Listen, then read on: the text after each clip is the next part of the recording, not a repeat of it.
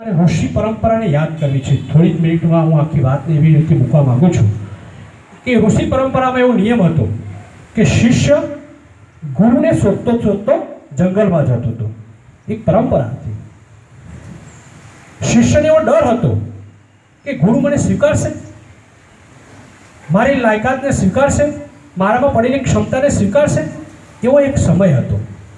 કદાચ તમને એવા સામાન્ય ઉદાહરણ આપું. એકલવ્ય યાદ કરો, એ પણ ગુરુ દ્રોણને શોધતો શોધતો ગયો. કર્ણ પરશુરામને ગોતતો ગોતતો જૂઠ માટે, વિદ્યા પ્રાપ્ત કરવા માટે જૂઠનો પણ સહારો લીધો. શ્રી કૃષ્ણ સુદામાની વાત કરી, રામની વાત કરી. એ વખતે શિષ્ય ગુરુને શોધતો હતો અને વિદ્યાની ઉપાસના કરતા હતા. એ ઉપાસનામાં પોતાનું ચારિત્ર ઘડતર પણ ત્યાં થતું હતું.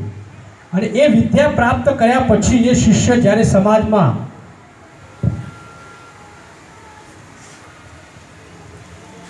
જ્યારે એ આવતો ત્યારે એ એટલો સક્ષમ થઈ જતો સમાજની અંદર. એ ઘર હોય, કુટુંબ હોય, સમાજ હોય, રાષ્ટ્રને સમર્પિત થઈ જતો હતો.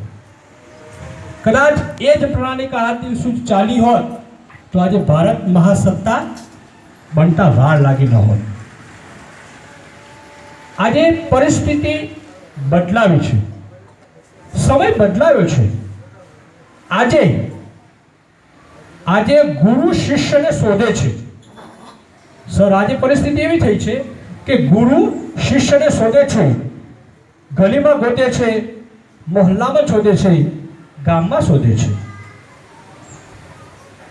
એ વખતે પરિસ્થિતિ એવી થઈ, શિષ્ય અને ગુરુના સંબંધો હતા. આજે ગુરુનું સ્થાન શિક્ષકે લીધું અને શિષ્યનું સ્થાન વિદ્યાર્થીએ લીધું. આજનો વિદ્યાર્થી, પહેલા શિષ્ય વિદ્યા પ્રાપ્ત કરતો હતો, આજે વિદ્યાર્થી શિક્ષણ પ્રાપ્ત કરે છે. નથી અને શિક્ષણમાં કોઈ જિજ્ઞાસા નથી અને શિક્ષણમાં ભૂખ. કરુણતા તો એ છે કે વાલીને પણ રસ નથી. સાહેબને એ દિવસે આ દેખાયું, આ ચિત્ર ત્યાં સ્પષ્ટ થયું કે વાલીને પણ રસ નથી. પેલા સાહેબ, આપણે બધાને ખબર છે કે બાળકને ટાંગા ટોળી કરીને સ્કૂલમાં લાવતા. આપણે બાળક સ્કૂલમાં ના આવ્યું હોય એમાં મને પણ તક મળી હશે, આપણને પણ મળી હશે એ તક. એ ટાંગા ટોળી કરીને પણ શાળામાં બાળકને લાવતા. અત્યારે સમય બદલાયો છે, શિક્ષકને વાલી સંપર્ક કરવો પડે છે. આ પરિસ્થિતિનું નિર્માણ થયું છે. મિત્રો, આ અમારા એકલાનું કામ નથી. આ અમારા એકલાનું કામ નથી. સમાજ એટલે આ તમે જે ભેગા થયા છો, સમાજ, સરકાર, જે સાહેબ ગાંધીનગરથી અહીંયા ઉપસ્થિત થયા છે, સરકાર અને સંસ્થા એટલે અમે, આ ત્રણનો પરિશ્રમ અને સમયનો સરવાળો કરીએ તો જ સફળતાનું સૂત્ર સાબિત થાય. આજે મૂળ હાર્દ તમને ભેગા કરવાનો, તમને અહીંયા બોલાવવાનો અમારા વંદનીય સાહેબનો આશય આ જ છે. જે મેસેજ પસાર કરવો છે, તમને એમ થાય કે આખી વાતમાં અમારો શું રોલ? સરકાર પગાર તમને આપે છે, ભણાવવાનું તો અમારે છે, તો અમને અમારું કામ બગાડીને અહીંયા શું કામ પહોંચાડ્યા? મિત્રો, હું કે તમે આપણા પોતાના બાળકનું ભાગ્ય બદલી શકતા નથી. હું મારા દીકરાને ડૉક્ટર બનાવવા માંગુ છું, ના બનાવી શકું, પણ હું ભાગ્ય બદલી શકતો નથી. ભાગ્ય તો સુધારી શકું છું. તમને એક પ્રેરક પ્રસંગ આજે મારે કહેવો છે કે માતાનો શું રોલ હોઈ શકે, પિતાનો શું રોલ હોઈ શકે. સાહેબ, આ બધી જ વાતો આપણે વચ્ચે કરવાના છે, પણ નાની નાની વાતોથી આપને હું તૈયાર કરું છું. સાહેબના શબ્દોને તમે બહુ જલ્દી સમજી શકો એટલે.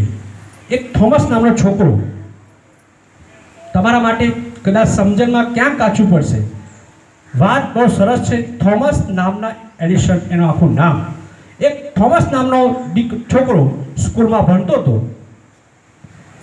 તેને આ શિક્ષકે એને શાળામાંથી કાઢી મૂક્યો અને એક ચિઠ્ઠી લખીને મોકલ્યો. એ કેવું અક્ષરના નામ કહેવાય છે કે તૂટું ફૂટું જાણતા હતા થોમસ નામનો વિદ્યાર્થી. એમને એક ચિઠ્ઠી આપી અને કીધું કે જા તારા મમ્મીને આપી દેજે આ ચિઠ્ઠી. જો માનો શું રોલ હોય છે એને હું બહુ તમને વિસ્તારથી સમજાવવા માગું છું. એ ચિઠ્ઠી એમને પોતાની મમ્મીને આપી. મમ્મીએ ચિઠ્ઠી વાંચી ત્યારે થોમસે એમ કીધું, મમ્મી શું લખ્યું છે ચિઠ્ઠીમાં? તેમની મમ્મીએ કીધું કે બેટા, તારા સાહેબ એવું કહે છે કે તું ખૂબ હોશિયાર છે, તું બૌદ્ધિક સ્તર પર ખૂબ ઊંચો છે. સારા એવું કહે છે કે અમારી પાસે એવા શિક્ષકો નથી કે અમે એને ભણાવી શકીએ, માટે તમારા બાળકને તમે ઘરે રાખો, તમારે જ્યાં મૂકો ત્યાં મૂકો, અમારી કેપેસિટી નથી, અમે ભણાવી શકીએ એમ નથી. સમજો હું શું અત્યારે તમને કહું છું. ત્યારે એની મમ્મીએ સ્કૂલમાંથી કાઢી મૂક્યો. ત્યારે એની મમ્મીએ કીધું, બેટા કાલથી હું તને ભણાવીશ, ભલે તારા સાહેબ તને ના પાડતા, પણ હું ભણાવીશ. મિત્રો, એની માતાએ શિક્ષણ શરૂ કર્યું. જ્યારે શિક્ષણ પૂરું થયું ત્યારે થોમસ આલ્વા એડિશન વિશ્વના મહાન વૈજ્ઞાનિક બની ચૂક્યા હતા. તમે બલ્બ લાવો છો ને, 10 રૂપિયાનો વીજળીનો બલ્બ, એ થોમસ આલ્વા એડિશનની ભેટ છે. સમગ્ર વિશ્વને ઉજાસ આપનાર આ થોમસ નામનો છોકરો છે. થોડા સમય પછી પોતાની માતાનું મૃત્યુ થાય છે. માતા મરી જાય છે, એમની વિધિ પતી જાય પછી થોમસ પોતાના ઘરમાં બધું વસ્તુઓ સરખી કરતા હતા. એક ચિઠ્ઠી જે વર્ષો પહેલા એમના શિક્ષકે લખી હતી, એ ચિઠ્ઠી એમના હાથમાં આવે છે અને પોતે વાંચે છે. ચિઠ્ઠીમાં શું લખ્યું હતું શિક્ષકે? કે તમારો છોકરો ડફોર છે. તમને સમજાય એટલા હવે શબ્દો વાપરું છું. બૌદ્ધિક સ્તર પર ખૂબ નીચો છે, અમારી શાળામાં બાળકોને બગાડે છે, અમારા શાળાનું પરિણામ બગાડ છે, માટે તમારા છોકરાને તમે ઘરે રાખો, અમે અમારી શાળામાં એને એડમિશન આપી શકીએ એમ નથી. વિચાર કરો, જો માતાએ ત્યારે થોમસ આલ્વા એડિશન 1 કલાક ખૂબ રડ્યા હતા. જો એ દિવસે માતાએ પોતાનો રોલ અદા ન કર્યો હોત, પોતે પોતાની જવાબદારી નિભાવી ન હોત, તો આજે વિશ્વને થોમસ આલ્વા એડિશન ન મળ્યા હોત. માતા શું ન કરી શકી? ચિઠ્ઠીમાં શું હતું અને માતાએ શું કહ્યું? આપણે હંમેશા ઘરમાં એક પ્રથા પડી ગઈ છે, હાવ ડફોળ છે, તારથી કંઈ ન થાય. 2 છોકરા હોય ને, એકનો તમે ડફોળ બનાવી દીધો હોય ને એકનો હોશિયાર બનાવી દીધો હોય. આ જ વસ્તુ શિક્ષણને બહુ જ નડે છે.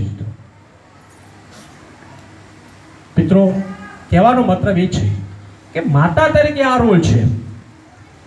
તો જીવનમાં એક યાદ રાખજો, માતા પિતાનો રોલ શિક્ષક કરતા પણ અનેક ગણો છે. એટલે સાહેબ તમને યાદ કરે છે. આજના બાળકો એડવાન્સ છે. સર, એક વર્ગખંડનો પ્રોસેસ મને યાદ છે.